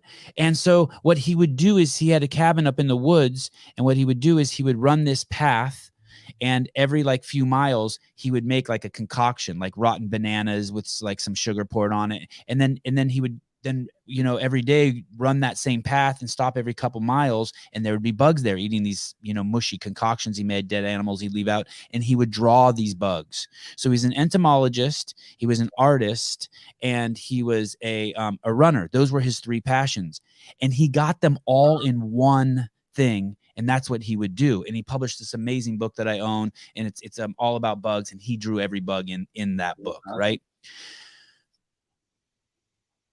I'm willing to bet, not $2 million, but I'm willing to bet $100 that you do that too, and that I do that too. I watch the UFC. It's the only fucking sport I watch, and I spend 3 hours a week watching it. But because I watch it, I also make sure that at least once a week I reach out to a UFC fighter to get them on my podcast.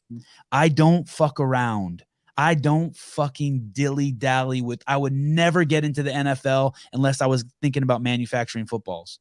Interesting. Or like my whole life is like a tight weave. I have to guess your life is like that.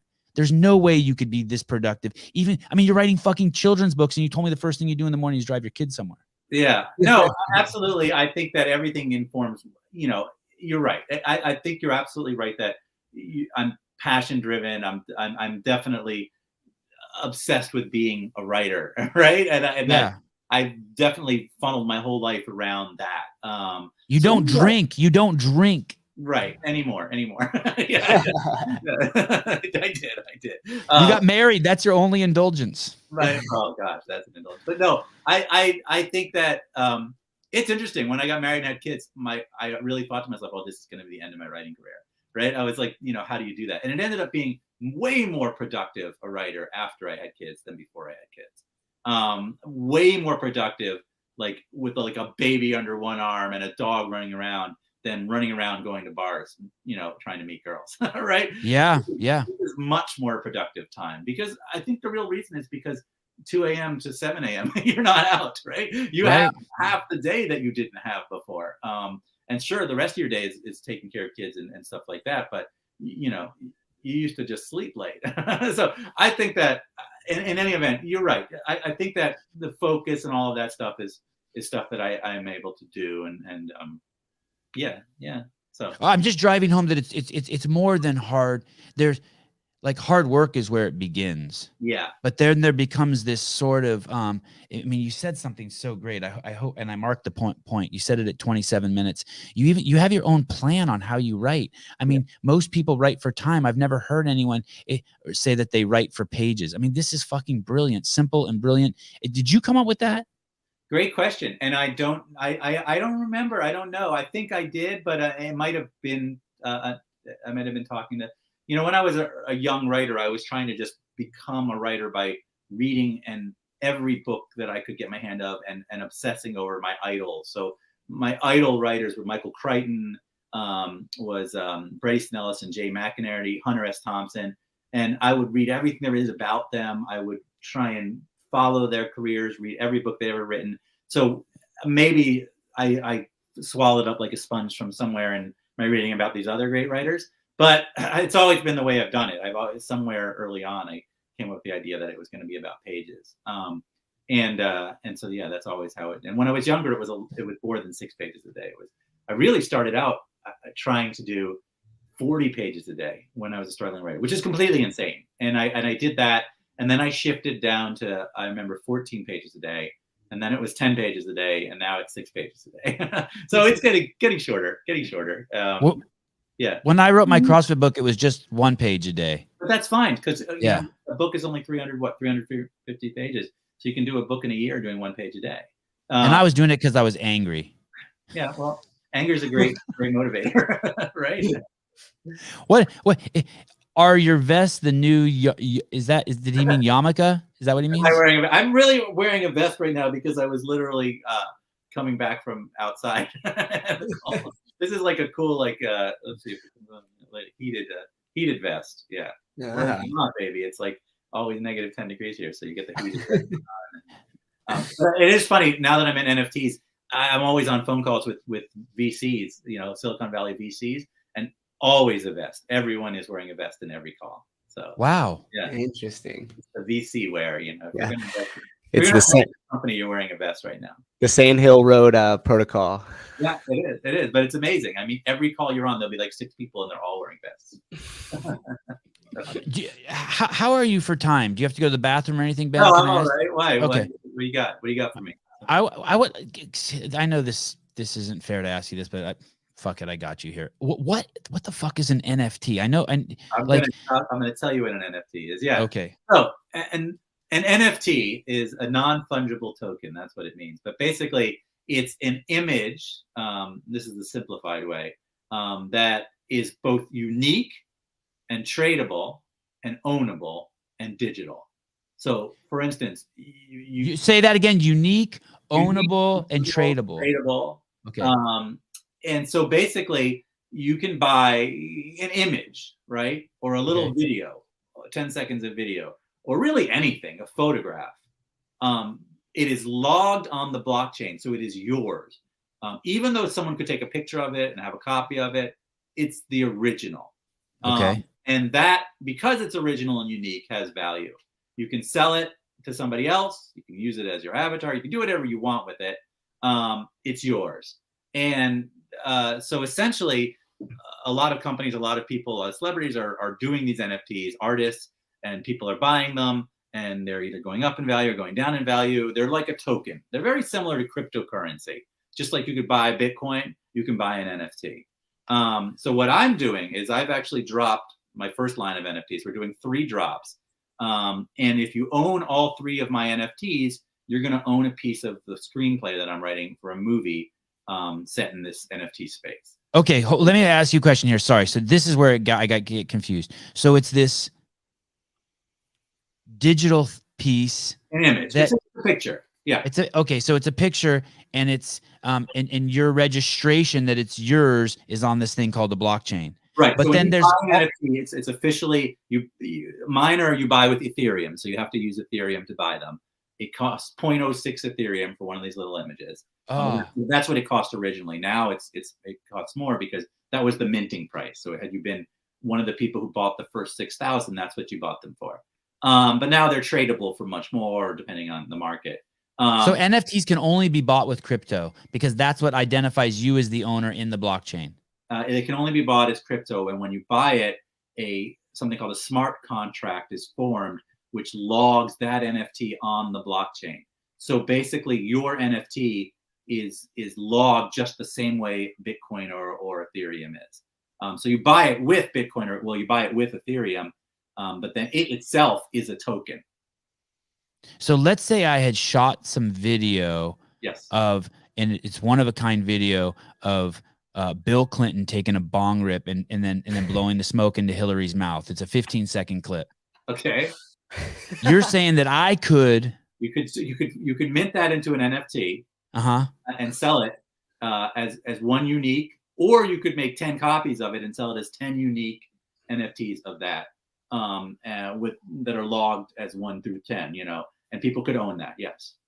Or if I don't have that footage, I could make the animation and you can make you could make an NFT of anything you want. This is great.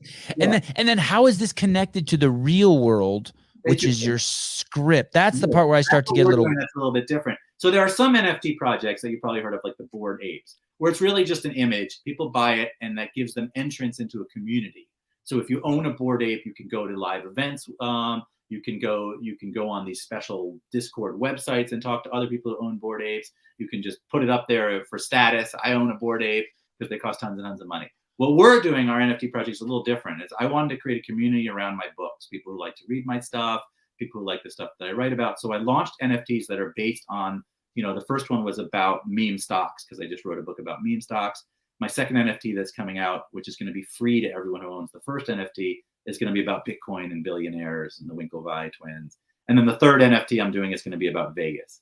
If you own one of each of those 3, right, then I'm writing a screenplay. So it's going to be a movie, and I'm going to split the proceeds with my NFT holders. So it'll add utility and value to your NFT. Also, so if you sell the screenplay for, I'm just making this up for ease of math, $1.2 million, 50% of that was 50% of that would be $600,000. And so every person who bought the NFT would get $1,000. Oh, Yeah. $10,000. No, it depends on how many NFTs there are. People, so $1,000. Aren't there 6,000? Free. But the math is going to be a little bit different. There's 6,000, but there are people who own multiple. Okay. There's right now about 3,000 holders of my first NFT. Of the 6,000. Okay. There's 3,000 of the first 6,000. The second drop will only be one per wallet. So the second drop will be much smaller.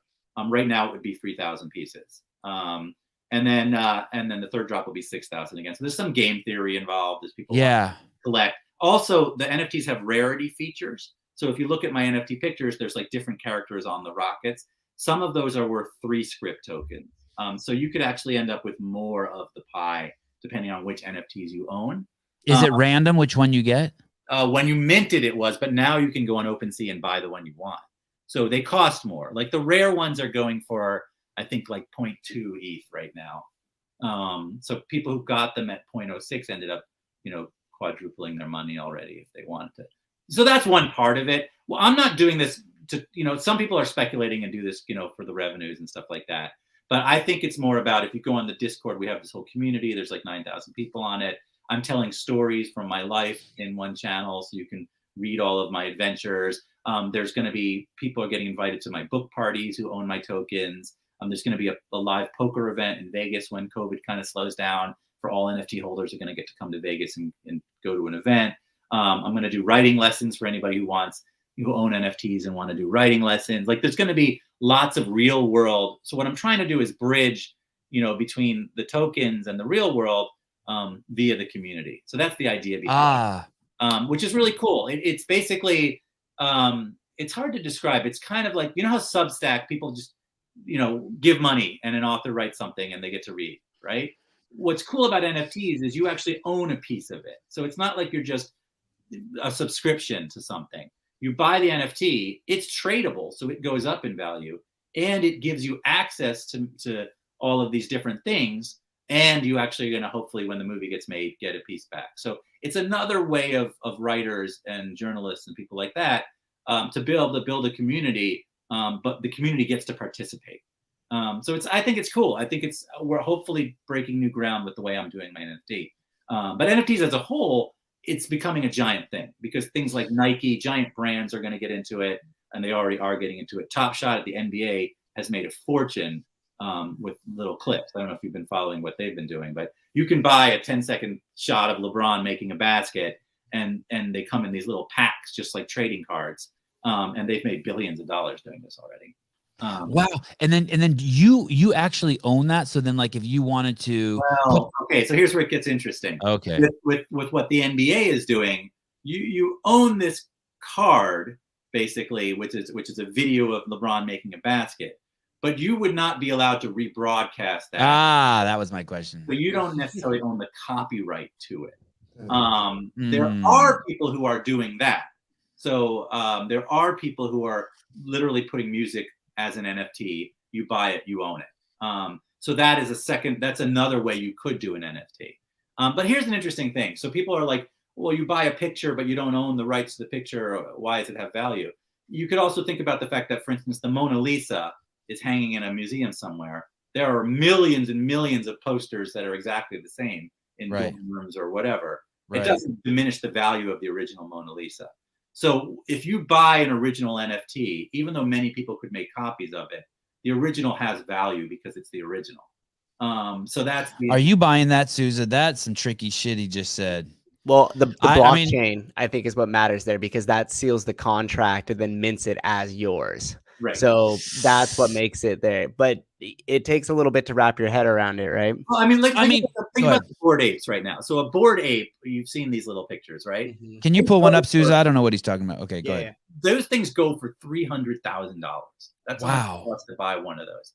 But anybody could just right-click that Bored Ape and have that picture, right? You could just save that picture on your phone right now, and you didn't pay any money for it, right? Right. But the original still costs $300,000, and that's what's intriguing about this. Is even though it's an image that is copyable, you're not actually copying the rights, what makes it unique, which is it's logging onto the blockchain. These are the Bored Apes, and these things are worth hundreds of thousands of dollars, the originals. So it's kind of intriguing. It's like each one is a work of art that you can own, that you can trade instantly, that you can use, as your avatar or whatever you want, that holds value the same way any cryptocurrency holds value. Man, they're cool. Who made those? The Bored Ape it's worth billions now. The company, there's a company, I don't know who the specific artist is, but now these have become like a status symbol to some degree. You own a Bored Ape. There are DJs that are just Bored Apes now, right? There's a whole industry building around this. I was interviewed the other day on a podcast by a Bored Ape. So it was literally. Oh yeah, I saw that. I was wondering what that is. Okay. Yeah. Right, that's what it is. And so it's a community. The whole point of it is community. That the people who own Bored Apes are part of a group of people who figured out a way into it and now have access to each other and things like that. So it's intriguing. The NFT community, I think NFTs are going to explode over the next year, like become a mega business. Every brand is thinking about how to get into it. Hollywood is trying to figure out how to get into it. The NBA and the MLB and NFL are all getting into because it's like trading cards. We used to collect trading cards. Now you're going to trade them digitally, but they're worth more because they're unique. They're unique the same way that trading cards were unique, but you could trade them online instantly. Ben, I could be like the difference between the Mona Lisa, and I don't know what I'm talking about, but bear with me here. The difference between the Mona Lisa hanging in the Louvre, and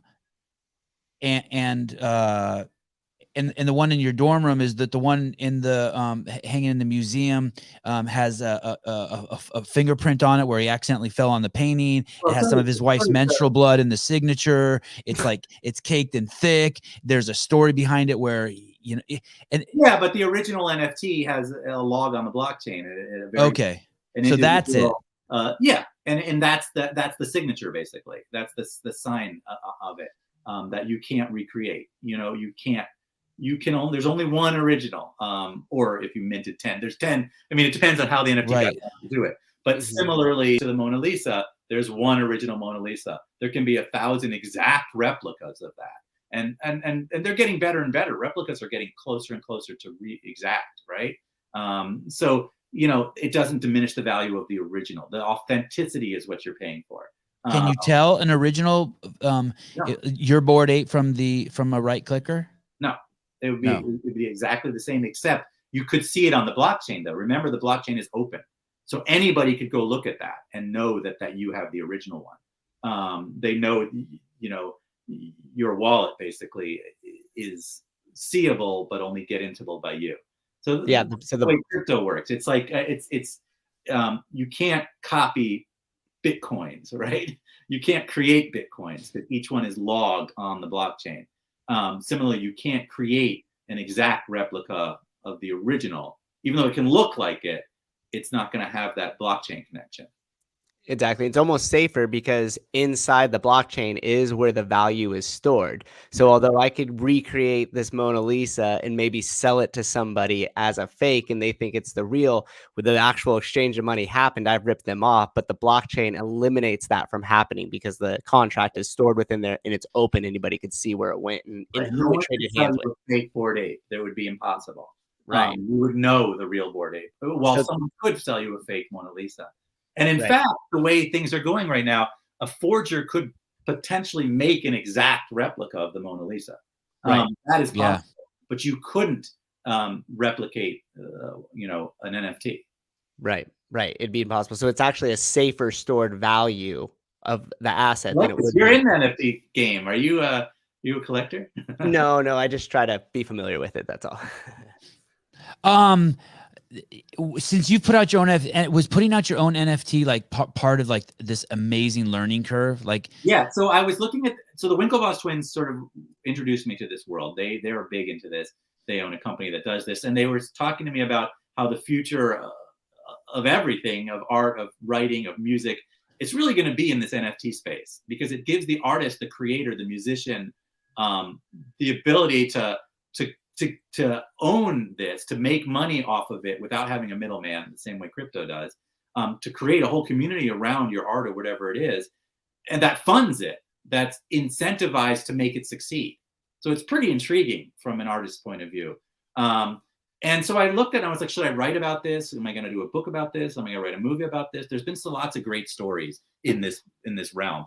And then I started to think, I started to think about it in a different way. I was approached by a couple people who are big in this space who said, you should really just drop an NFT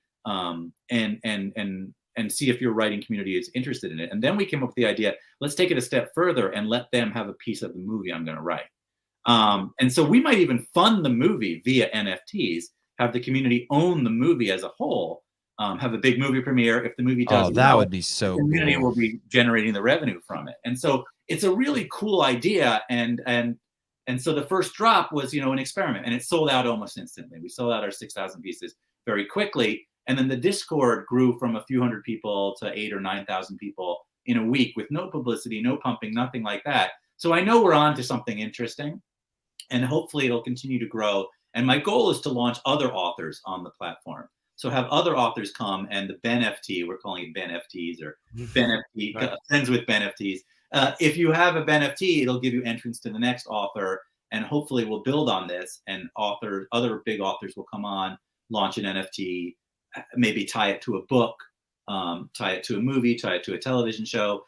And I really see this as becoming a real way of making art. I could write a book rather than going to a traditional publisher and sell 5,000 NFTs around it, and then publish the book to the NFT holders. Yeah, I love that. And so, I think podcasting, all of this stuff is going to move into the NFT space eventually, because it's a much smarter, better revenue stream. And it incentivizes the people who like your stuff to push your stuff because they own it. All right. They want the effect to go up.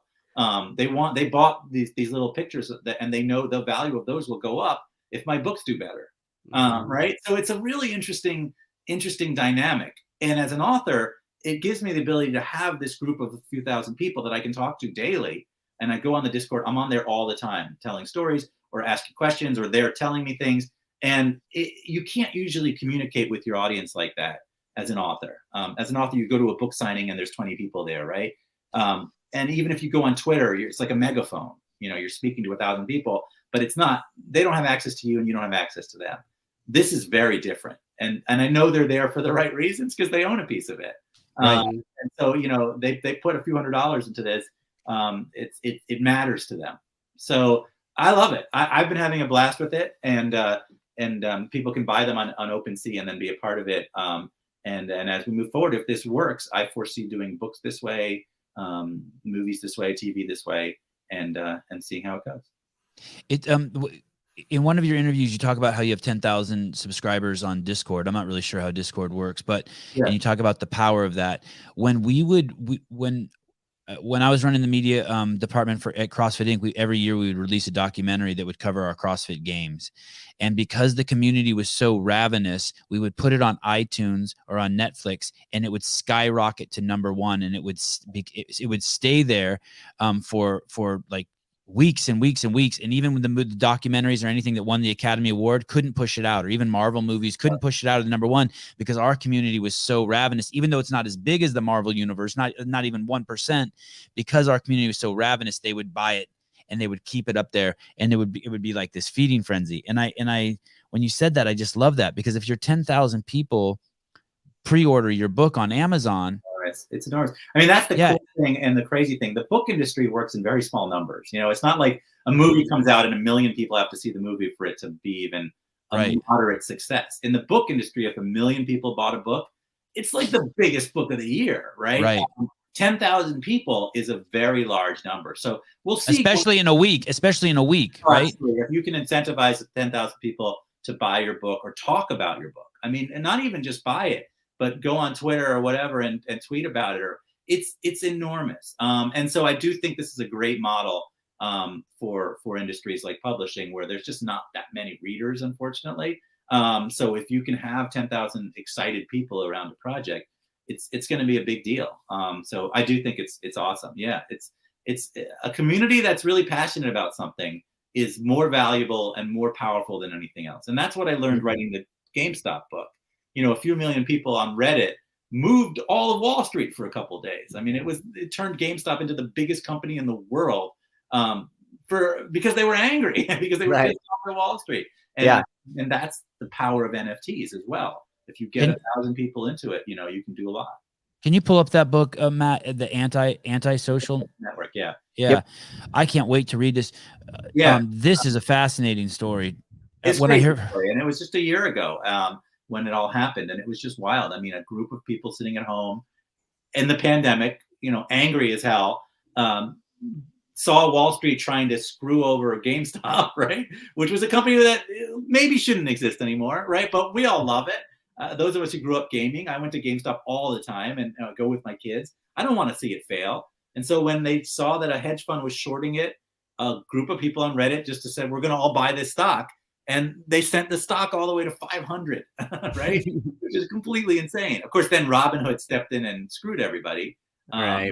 Plug on the buying side of it, and that's all in the story. But yeah. You had a great explanation of that, by the way. Hey, here's another thing, guys. I guarantee you, if you don't know what shorting means, if you read this book, you will then now know what shorting means. If you heard about Robinhood and them screwing the people, if you read this book, you'll hear another perspective that I thought was fascinating in one of your podcasts about how Robinhood basically had to shut down, whether you want to believe it or not, they had to shut down because they couldn't pay the collateral day rate that they needed because of the 2-day delay in the purchase. But man, these books are so great, and you're making me really want to release an NFT for no other reason than just I need to learn what it is. And if you, it's kind of like some things you just have to do. CrossFit, I encourage you to do CrossFit too, Ben. There's this huge misconception about it, but if you were to walk into a gym and do some CrossFit, you'd be like, oh shit.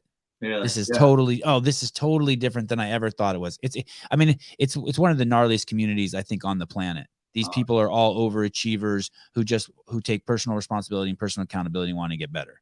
And they're in there. Yeah. But yeah, this is that whole NFT thing. I just love that you're doing that. I mean, it is a learning experience. It's funny because younger people get it much quicker than older people. And so it has been an awesome learning experience. I've told the story before, but my dad is 80 and he's like, why do people buy this? I don't even understand. But my kid is 11 and he's in the other room playing Fortnite, buying clothes for his Fortnite character, right? Yeah, crazy. He automatically gets it. It's not even a question. He wants an NFT for his birthday. So this is what's coming. You know, you definitely know the next generation coming up that has grown up on video games and in the virtual world absolutely understands it instinctively, why NFTs are valuable and why they're going to be important. So I do think it's worthwhile to learn about that world, and it's cool. It's fun. That's the other thing that people don't necessarily get when they just look at it from an economic point of view. It's really fun, like bouncing around these discords and talking to people and figuring out what's cool and what's not. And by the way, there's tons of like scams and rug pulls and a lot of dirty crap going on there that you have to be wary of. People getting, you know, that's part of the fun of understanding the pitfalls. There's so many fake things that pop up one day and they try to sell you an NFT and then the next day they're gone. So you have to know which projects are real and which ones aren't. So it's interesting. That's for sure. Yeah, the community aspect that you have around it, I think, is really smart because there's already a proven concept with the ownership, which is IKEA.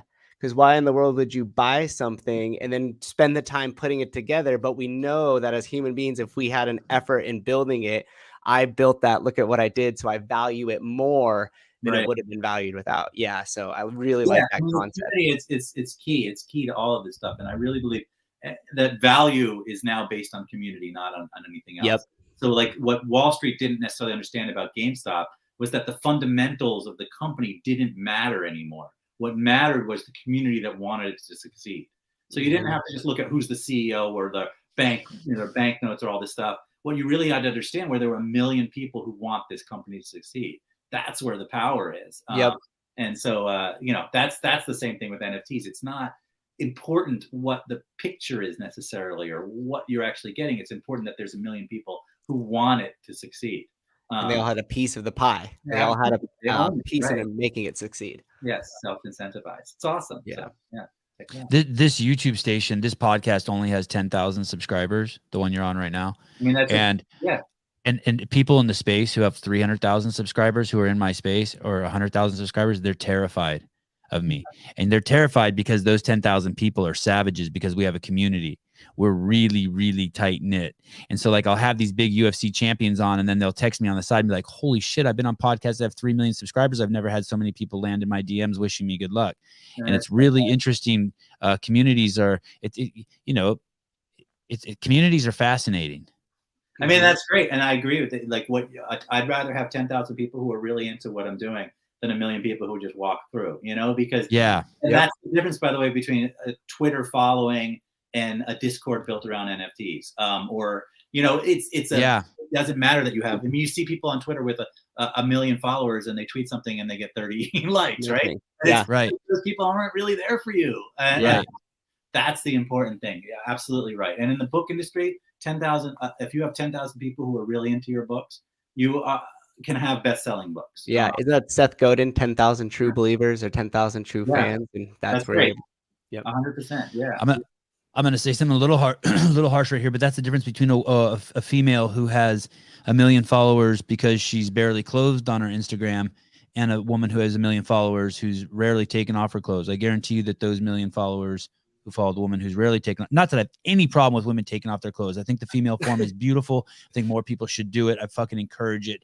Women are, men too. Everyone should be taking off their clothes, but there is a substance issue there that will that has more depth to people who, if you've earned those 1 million followers by keeping your clothes on mostly, and you'll get a different quality. Not quality. That's not fair. You get a different kind. Yeah. Did your brothers marry Jews?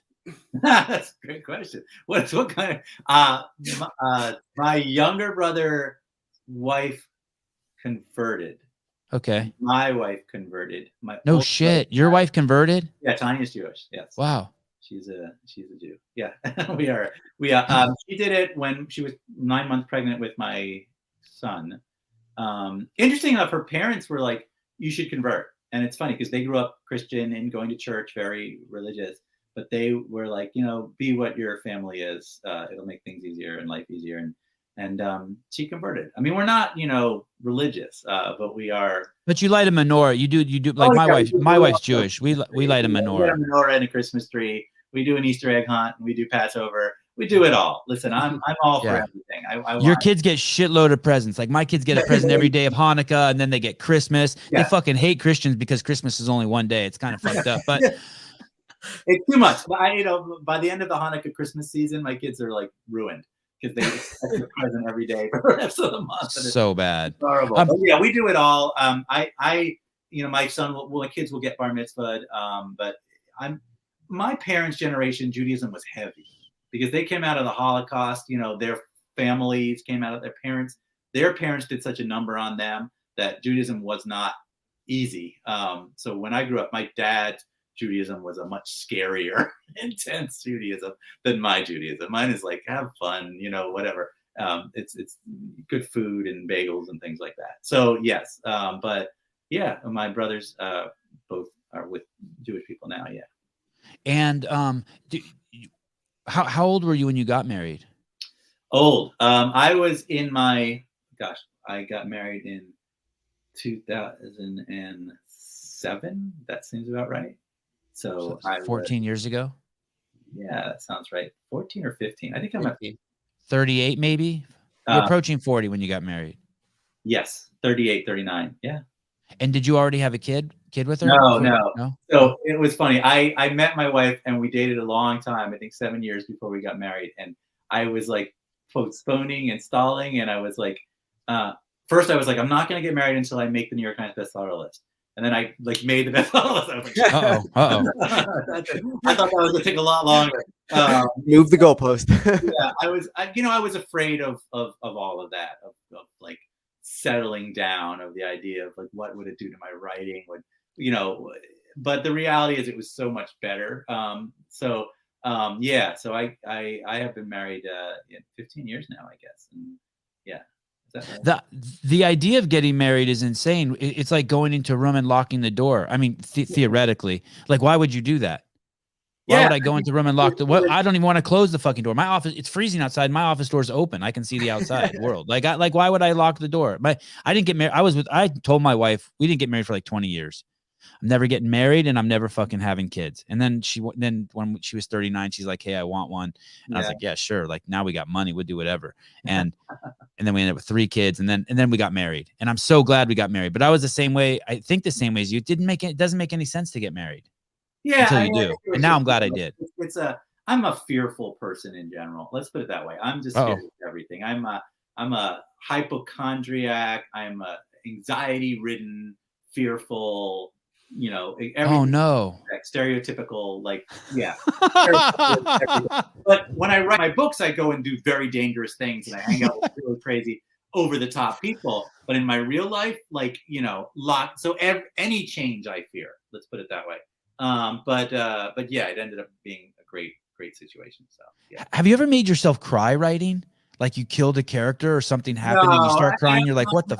Cry. I mean, I've definitely, no, it's all positive for me. There's never been like, I'm not that type of writer, I think. So no, never really I've gotten like positive emotions and gone, wow, this is awesome, like excited and stuff like that, but never kind of the negative stuff. Yeah. Did your parents think that you weren't going to, were they getting concerned? Yeah. Like, I think my wife's parents wanted her to marry a Jew and my parents wanted me to marry an Armenian, but there was a certain point came where they're like, fuck it, just get married. Someone get married. No, someone have a kid. My parents were like, if you marry, they were going to give Tanya a car if she converted. Like it was like they tried to like sneak it on us. So when I was never, when we were dating, they were like already starting to put the pressure on about the conversion thing. So they originally, yes, they wanted me to marry someone Jewish. Then the conversion idea got into their head and they were like, okay, that's fine too. They even like, I remember that we had been dating for a long time and we got engaged. And my mom was like, I found the perfect rabbi for you. And she even set up the rabbi. And it was one of those rabbis who will only marry you if you're already converted. Wow. So it was like this little trick to try and get my wife to convert. But we didn't end up going with that rabbi. But yeah, my parents really, whatever reason, wanted us all to be married to Jewish people. Yeah. Did you, go ahead. I didn't care. I mean, I'm not religious. I'm not, I'm it's all fine. I think that everybody should do whatever they want. And I don't have any problem marrying non-Jews. It just ended up that way. Yeah. What is your wife? What's her ethnicity? So her family's from Taiwan originally. So Chinese going back, but Taiwanese, native Taiwanese. So way back, they were kind of revolutionaries who, her father procured the gun that was used in the assassination attempt of the president of Taiwan, who was a pro-China Taiwan. So they were wow. Like rebels. So they live in Louisiana because he escaped Taiwan and was placed by the CIA in Louisiana to be in hiding. So she grew up in like backwoods swamp country, Natchitoches, Louisiana, and then came to Boston for college. So yeah. Does she have a twang? When I first met her, she had a Southern accent. Yes, it was very cool. But now it only comes out when she drinks. Yeah, it doesn't. Not current now often. Yeah. Yeah. I mean, she's very beautiful, by the way. Yeah, she's amazing, and she when she was in dental school, she was modeling on the side. Then she got into acting a little bit and had a TV show in Boston for a number of years on the NECN, which was a local station in Boston, where she was on the morning show for a while, and then had a show on about philanthropy and parties and fashion. So he was a fashion designer for a while, and so she's done a lot of cool things. Yeah, that's awesome. Yeah. Well, Ben, we've had you for an hour and 47 minutes. Amazing. I think this is my longest podcast ever, and I appreciate it. It was fun. You guys talk about a lot of cool stuff, and I love being able to talk about all the stuff that I don't normally talk about. So that was really cool. Yeah, I dumped you into my Google alerts. I'll be following you as close as I can follow any human being outside of my kids and my wife. That's thank great. you. Thank you so much. I'm so excited. The new book, can we see it one more time, Souza? Yep. The new book comes out February 22nd. It is called Midnight Ride. The Midnight Ride, and it's a Da Vinci Code style thriller. I think people will like it. All of the history and stuff is all kind of real research stuff. So it's going to kind of blow your mind if you thought you knew what happened in the Revolutionary War. It's going to kind of change some of your perceptions. But it's a really fun story, and I'm doing the sequel right now, which will come out a year later, and we're going to do a movie as well. So if you want to check it out. And yeah, it should be out in bookstores. You can pre-order it now on Amazon or anywhere you want. And come find me on Twitter or that's probably Twitter or Discord, and I'll talk about whatever you want to talk about. Ask me whatever you want. And the NFT project is just the Ben Mesrick Project. And again, find me on Twitter or Discord and ask any questions you want. So I was lucky that I found you on Instagram. Yeah, I'm on Instagram now a lot more though. So yeah, Okay. cool. When I don't know how long it took me to respond to you because I don't look at it quite as much. It took a while. I thought, oh shit, this guy's not responding. I love Instagram. I love putting pictures up, but I put pictures up and then I look at pictures, but I barely look at anything else. And then I don't even notice I have messages because I don't use it. And then I'm like, oh crap, I have all these messages. And I look at it. I love Instagram. I do, but I've been focused on Twitter for whatever reason. And yeah, I should look at Instagram more though. It is really cool. So if anyone who's listening, I can't recommend enough Bitcoin Billionaire. It is the book that I read. Tonight I'm going to finish the second half of The Social Network, the movie, and then I'm actually, right when I'm done with that, I am going to dive right into the anti-social. Yeah. Yeah. Check it out because we're making the movie this spring, summer to be out next fall. So check out that book. It's a really cool story. So yeah, thank you. I really appreciate it. This is a lot of fun. I'm going to try and check out CrossFit now. I want to learn more. I want to learn more about it. Go with your wife. Yeah, go now before it gets a weak person like me could physically do it. Oh no, they'll take care of you. Go check out a few of them. Find one with a great coach. They'll scale everything down. They'll make it as easy as possible as an entryway in for you. And I guarantee it, you'll like it. And then circle back around for us for the 12-part series. Okay. Oh yes. Oh yeah, Ben. I'm telling you. If you ever you need an excuse to come to Santa Cruz, California, and you want to talk, and you want to write it off, you can come and I'll pitch you on this. Show you my book of sex lives. I know there's a great story there. That's awesome. So you should definitely get it out there. I bet, especially if you've got an audience. Nah, I keep my friends. I'm gonna keep my friends. You got a NFT project. Oh, that's the good stuff. But anyways, listen, I appreciate it. Thank you so much, and I'll look into that stuff. So and we'll be in touch. We'll be bugging you. Oh, you have a Yahoo email account. That's for the next episode. No, AOL. AOL, yeah, AOL. even worse. AOL. I'm way back in the. I wish I still had my old CompuServe.